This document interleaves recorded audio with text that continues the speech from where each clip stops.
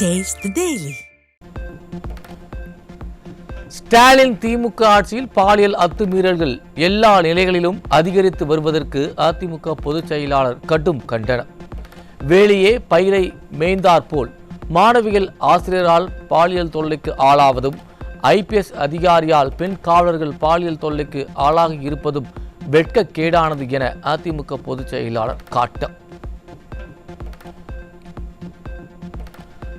அதிமுக தலைமை அலுவலகத்தில் நடைபெற்ற அதிமுக தகவல் தொழில்நுட்ப அணி ஆலோசனை கூட்டத்தில் கலந்து கொண்டு முன்னாள் அமைச்சர் எஸ்பி வேலுமணி சிறப்புரை. 2026ஆம் ஆண்டு கழக பொதுச் செயலாளர் எடப்பாடியார் தலைமையில் அதிமுக ஆட்சி அமையும் என திட்டவட்டம். பெண்களின் பாதுகாப்பை உறுதி செய்யும் கட்சி அதிமுக தான் என்ற ஹேஷ்டேக் விளம்பரம் வெளியீடு. சேவ் எஸ்2 ஏஐஏடிஎம்கே என்ற ஹேஷ்டேக்கையும் அதிமுக தலைமை நிலைய செயலாளர் எஸ்பி வேலுமணி அறிமுகம் செய்தார். கடந்த 3 ஆண்டுகளில் சிவில் நீதிமன்றங்கள், உயர்நீதிமன்றங்கள் மற்றும் உச்சநீதிமன்றத்தில் நிலுவையில் உள்ள வழக்குகளின் எண்ணிக்கைகள் மற்றும் நடவடிக்கைகள் குறித்து அதிமுக எம்பி சிவி சண்முகம் மாநிலங்களவையில் கேள்வி. நீதித்துறையில் வழக்குகளை விரைவாக முடிப்பதற்கும், நிலுவையில் உள்ள வழக்குகளை குறைத்து வழக்குகளை எளிதாக்குவதற்கும் இந்திய அரசாங்கம் உறுதி பூண்டிருப்பதாக மத்திய இணையமைச்சர் பதில். சென்னையில் பெண் காவலருக்கு பாலியல் தொல்லை கொடுத்த புகாரில் போக்குவரத்து காவல் இணை ஆணையர் மகேஷ்குமார் பணியிடை நீக்கம் செய்யப்பட்டுள்ளார். காவல்துறை உயர் அதிகாரியால் பெண் காவலரே பாதிக்கப்பட்டிருப்பது திராவிட மாடல் ஆட்சியில் தமிழகம் பேராபத்தில் இருப்பதை உணர்த்துவதாக பெண்கள் வேதனை. பெண் காவலர்களுக்கு பாலியல் தொல்லை கொடுத்த புகாரை அடுத்து மகேஷ்குமார் ஐபிஎஸ்ஐ பணியிடை நீக்கம் செய்த காவல்துறை உடந்தையாக இருந்த ஆய்வாளரை மட்டும் பணியிடை மாற்றம் செய்யாதது ஏன்? திமுக ஆட்சியில் பாலியல் குற்றச்சாட்டுகளால் நிரம்பிய காவல்துறையில் குற்றவாளிகளுக்கே பாதுகாப்பு வழங்கும் அமைப்பாக காவல்துறை மாறிவிட்டதா என மக்கள் கேள்வி. சென்னை வடக்கு மண்டல போக்குவரத்து காவல் இணை ஆணையர் பெண் காவலருக்கு பாலியல் தொந்தரவு கொடுத்த புகாரை அடுத்து விசாரணைக்கு விசாகா கமிட்டி அமைப்பு. திராவிட மாடல் ஆட்சியில் காவல்துறைக்கும் பள்ளிக்கல்வித்துறைக்கும் விசாகா கமிட்டி அமைக்கும் அளவிற்கு சென்றதுதான் திராவிட மாடல் ஆட்சியா என மக்கள் கேள்வி. திருப்பத்தூர் மாவட்டம் ஜோலார்பேட்டையில் 14 வயது சிறுமிக்கு பாலியல் தொல்லை கொடுத்த திமுக கவுன்சிலர் போக்சோ வழக்கில் சிக்கினார். திமுகவினர் அடுத்தடுத்து பாலியல் குற்றங்களில் ஈடுபட்டு வரும் நிலையில் கட்சியினரை கட்டுப்படுத்தாத ஸ்டாலின் எப்படி தமிழக பெண்களின் பாதுகாப்பை உறுதிப்படுத்துவார் என மக்கள் கேள்வி. தூத்துக்குடி மாவட்டத்தில் அரசு உதவி பெறும் பள்ளி விடுதியில் 10ஆம் வகுப்பு மாணவிக்கு பாலியல் தொல்லை கொடுத்த சமையலர் போக்சோவில் சிக்கினார். அரசு பள்ளிகளிலும் விடுதிகளிலும் அடுத்தடுத்து பாலியல் குற்றங்கள் அரங்கேறும் நிலையில் ஸ்டாலின் அரசின் பள்ளிக்கல்வித்துறை அமைச்சர் இதுகுறித்து மௌனமாக இருப்பது ஏன் என மக்கள் கேள்வி. திருப்பூரில் அரசு பேருந்தில் கல்லூரி மாணவிக்கு பாலியல் தொடுத்த போதை ஆசாமிக்கு தர்ம அடி கொடுத்த பொதுமக்கள். ஸ்டாலின் ஆட்சியில் பெண்களுக்கு அரசு பேருந்தில் கூட பாதுகாப்பில்லாத சூழல் நிலவுவதாக மக்கள் வேதனை. தூத்துக்குடி மாவட்டம் கோவில்பட்டியில் பேருந்து நிறுத்தத்தில் 16 வயது பள்ளி மாணவிக்கு பாலியல் தொல்லை கொடுத்த நபர் போக்சோவில் சிக்கினார். ஸ்டாலின் ஆட்சியில் பள்ளி, கல்லூரி, பேருந்து நிறுத்தம் என எங்குமே பெண்களுக்கு பாதுகாப்பு இல்லை என மக்கள் ஆதங்கம். திருநெல்வேலி மாவட்டம் வள்ளியூர் அருகே சிறுமி ஒருவருக்கு பாலியல் தொல்லை கொடுத்த வழக்கில் 27 வயது இளைஞர் சிக்கினார். சிறுமிகளுக்கு பாதுகாப்பில்லாத மாநிலமாக தமிழகம் மாறி வருவதால் பெற்றோர்கள் அச்சம். திருப்பூரில் 12 வயது சிறுமிக்கு பாலியல் தொல்லை கொடுத்த பனியன் தொழிலாளி போக்சோவில் சிக்கினார். தமிழகத்தில் நடப்பது திமுக அரசா அல்லது பெண்களுக்கு எதிரான அரசா என மக்கள் கேள்வி. கடலூர் மாவட்டம் சிதம்பரம் அருகே அரசு கலைக்கல்லூரியில் பணியாற்றும் ஆய்வக உதவியாளர் பாலியல் தொல்லை அளித்ததாக மாணவி காவல் நிலையத்தில் புகார். திமுக ஆட்சியில் பெண் காவலர்கள் மற்றும் பள்ளி கல்லூரியிலும் பெண்களுக்கு பாதுகாப்பில்லா அவலம் தொடர்கதையாகி வருவதாக மக்கள் குற்றச்சாட்டு. திமுக ஆட்சியில் தமிழகத்தில் 36 மணி நேரத்தில் 18 பாலியல் வன்கொடுமை சம்பவங்கள் அரங்கேறிய அவலம். திமுக ஆட்சியில் சிறுமிகள் மற்றும் பெண்களுக்கு பாதுகாப்பு இல்லா நிலை தொடர்கதையாகி வருவதாக மக்கள் குற்றச்சாட்டு.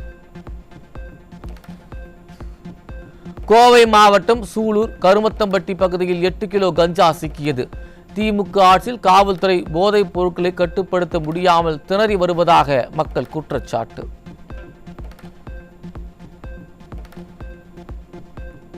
சென்னை அம்பத்தூர் அருகே கஞ்சா விற்பனையில் ஈடுபட்ட நபர் 10 கிலோ கஞ்சாவுடன் சிக்கினார். தலைநகர் சென்னையிலேயே போதைப் பொருள் புழக்கத்தை கட்டுப்படுத்த முடியாத ஸ்டாலின் அரசு தமிழகத்தின் மற்ற பகுதிகளில் எப்படி கட்டுப்படுத்தும் என மக்கள் கேள்வி. சென்னை மயிலாப்பூரில் வீட்டில் குட்கா பாக்கெட்டுகள் பதுக்கி வைத்து விற்பனை செய்தவர் சிக்கினார்.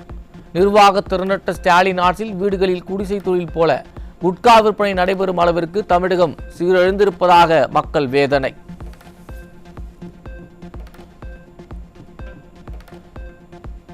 சென்னை அருகே இருவேறு இடங்களில் 500 கிலோ குட்கா சிக்கியது. எந்த கொம்பனும் குறை சொல்ல முடியாத ஆட்சியின் லட்சணம் இதுதானா என மக்கள் விமர்சனம். குருவாயூர் எக்ஸ்பிரஸ் ரயிலில் கேட்பாரற்று கிடந்த தடை செய்யப்பட்ட புகையிலை பொருட்களை பறிமுதல். யார் அதை கடத்தி வந்தது என்பதை கண்டுபிடிக்க முடியாமல் திணறிக் கொண்டிருக்கும் திராவிட மாடல் காவல்துறை. திருவண்ணாமலை மாவட்டம் ஆரணி அருகே சுடுகாட்டிலும் கள்ள மது பாட்டில்கள் விற்பனை அமோகம். இதுதான் திராவிட மாடலின் திமுக அரசா ஸ்டாலின் என மக்கள் கேள்வி. சென்னை கொரட்டூர் பகுதியில் வீட்டில் தனியாக இருந்த முதியவரை தாக்கி 3 சவர நகையை பறித்துவிட்டு தப்பியோடிய முன்னாள் பெண் ஐடி ஊழியர் பிடிபட்டார். ஆன்லைன் பெட்டிங் விளம்பரத்தை நம்பி 2 லட்சம் ரூபாயை இழந்ததனால் திருட்டில் ஈடுபட்டதாக தகவல்.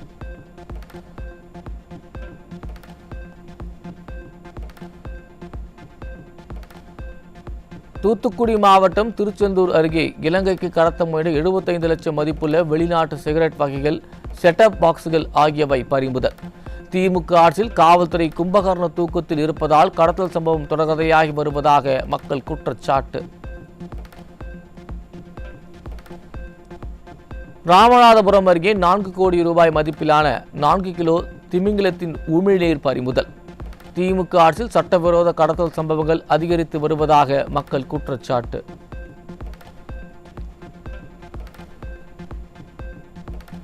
நாமக்கல் மாவட்டத்தில் பள்ளி சிறுமிகள் 3 பேரை தவறான நோக்கத்துடன் கொல்லிமலைக்கு அழைத்து ஆசிரியர் போக்சோவில் சிக்கினார். பெற்றோர்கள் போராட்டம் நடத்த இருப்பதாக தெரிவித்த பிறகு காவல்துறை கைது நடவடிக்கையில் ஈடுபட்ட அவலம்.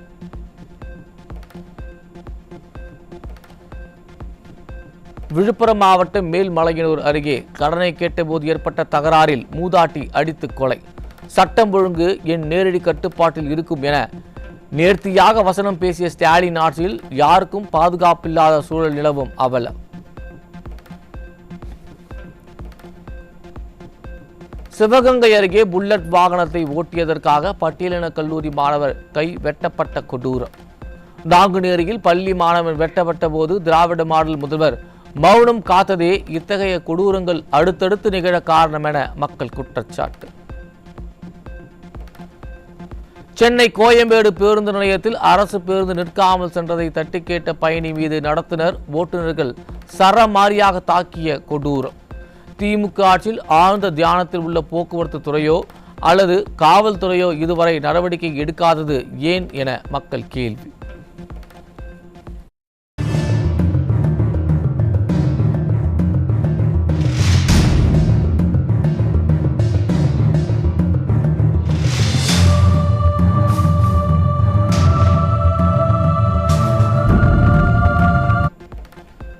தூத்துக்குடி மாவட்டம் கோவில்பட்டியில் சபாநாயகர் அப்பாவு மற்றும் அமைச்சர் கீதா ஜீவன் ஆகியோருக்கு எதிர்ப்பு தெரிவித்து கருப்பு கொடி கட்டிய கிராம மக்கள். மக்களின் கோரிக்கைகள் எதையும் செவி கொடுத்து கேட்காத திராவிட மாடல் ஆட்சியாளர்களுக்கு பாடம் புகுட்ட தயாராகிவிட்ட தமிழக மக்கள்.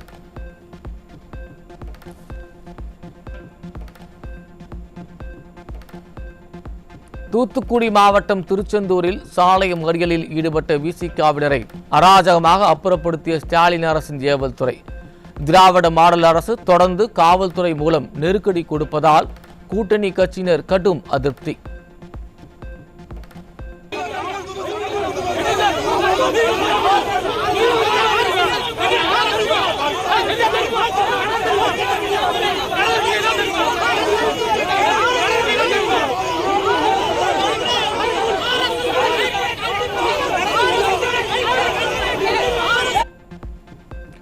தூத்துக்குடியில் திமுக அரசின் மீன்வளத்துறையை கண்டித்து விசைப்படகு மீனவர்கள் 4வது நாளாக வேலைநிறுத்த போராட்டம். ஆழ்கடலில் மீன்பிடிப்பதற்கு அனுமதி வழங்க வேண்டும் என திமுக அரசுக்கு மீனவர்கள் வலியுறுத்தல். திருச்சி மாவட்டம் சமயபுரம் மாரியம்மன் கோயிலில் தை மாத பௌர்ணமியையொட்டி 108 திருவிளக்கு பூஜை. ஏராளமான பக்தர்கள் பங்கேற்று சுவாமி தரிசனம்.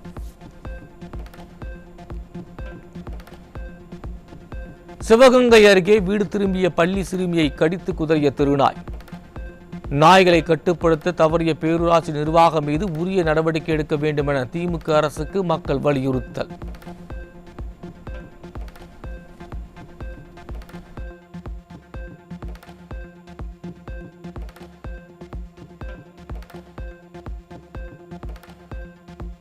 சென்னை குரோம்பேட்டையில் கண்களில் கருப்பு துணி கட்டியவாறு பேச்சுவார்த்தையில் ஈடுபட்ட அண்ணா தொழிற்சங்க நிர்வாகிகள். தொழிற்சங்கங்களை பிரித்தாளும் செயலில் ஈடுபடும் ஸ்டாலின் அரசின் போக்குவரத்து நிர்வாகத்துக்கு கண்டனம்.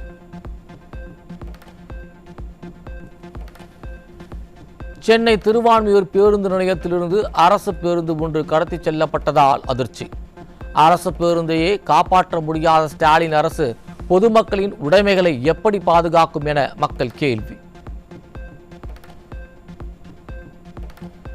தமிழ்நாடு அரசு தலைமை செயலகத்தில் உள்ள சங்கங்களை கட்டுப்படுத்த அல்லது ஒடுக்க திராவிட மாடல் அரசு முயற்சிப்பதாக குற்றச்சாட்டு. திமுக அரசின் இச்செயலுக்கு தொழிலாளர் சங்கங்கள் கடும் எதிர்ப்பு. நெல் கொள்முதலுக்கான பணம் விவசாயிகளின் வங்கிக் கணக்கில் நேரடியாக வரவு வைக்கப்படும் போது கடன் தொகை மொத்தமாக பிடித்தம் செய்யப்படுவதாக விவசாயிகள் குற்றச்சாட்டு. குழந்தைகளின் கல்வி செலவு, குடும்ப செலவிற்கு பணமில்லாமல் தவிப்பதாகவும் அரசு கடனுக்கு மாற்றுத் தீர்வை ஏற்பாடு செய்ய வேண்டும் எனவும் விவசாயிகள் வேதனை. சிவகங்கை மாவட்டம் காளையார் கோவில் அருகே இரட்டை குவளை முறை அமலில் இருப்பதாக பரபரப்பு குற்றச்சாட்டு.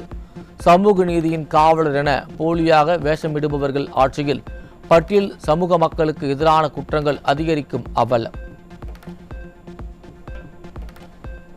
ஈரோடு சந்தையில் புதிய வரத்து மற்றும் விலை உயர்வால் மஞ்சள் விலை உயர்வு. விவசாயிகள் மற்றும் வியாபாரிகளுக்கு மகிழ்ச்சி. கன்னியாகுமரி மாவட்டம் நாகர்கோவிலில் கல்லறை தோட்டம் அமைப்பது தொடர்பாக இரு தரப்பினரிடையே பிரச்சனை எழுந்த நிலையில் போலீசார் குவிக்கப்பட்டதால் பரபரப்பு. சிறுபான்மை மக்களின் பாதுகாவலர்கள் என சொல்லிக் கொள்பவர்களின் ஆட்சியில் பல்வேறு இடையூறுகளை சந்திப்பதாக சிறுபான்மையினர் வேதனை.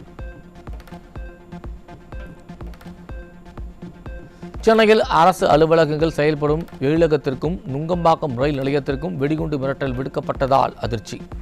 ஸ்டாலின் ஆட்சியில் சமூக விரோதிகள் சிறிதும் அச்சமின்றி அரசு அலுவலகங்களையே மிரட்டும் அவலம். வேலூர் அருகே புதையல் வேட்டை என்கின்ற பெயரில் 1500 ஆண்டுகள் பழமையான மலைக்கோவிலை சேதப்படுத்திய மர்ம நபர்களை கையும் களவுமாக பிடித்த பொதுமக்கள்.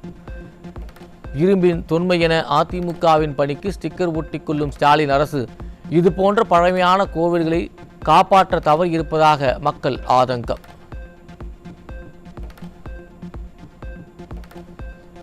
ஈரோட்டில் ஏலச்சீட்டு நடத்தி 1 கோடி ரூபாய் மோசடி செய்த இளம்பெண் சிக்கினார். திமுக ஆட்சியில் காவல்துறை மீது சிறிதும் பயம் இல்லாததால் மோசடி சம்பவம் அதிகரித்து வருவதாக மக்கள் வேதனை.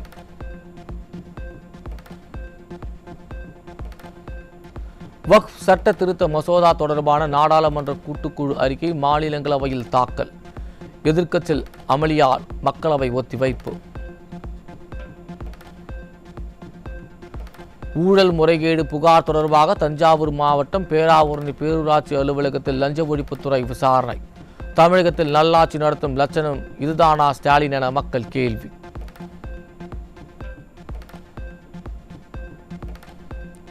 புதுச்சேரியில் அரசு தொடக்கப்பள்ளி மதில் சுவர் இடிந்து விழுந்ததில் 3 மாணவர்கள் படுகாயம். பழுதடைந்த தொடக்கப்பள்ளி கட்டிடத்தை சீரமைக்காததே காரணம் என பொதுமக்கள் குற்றச்சாட்டு.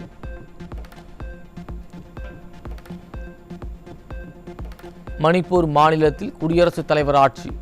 மணிப்பூர் முதல்வராக இருந்த பிரேம் சிங் பதவி விலகிய நிலையில் குடியரசுத் தலைவர் ஆட்சி அமல்.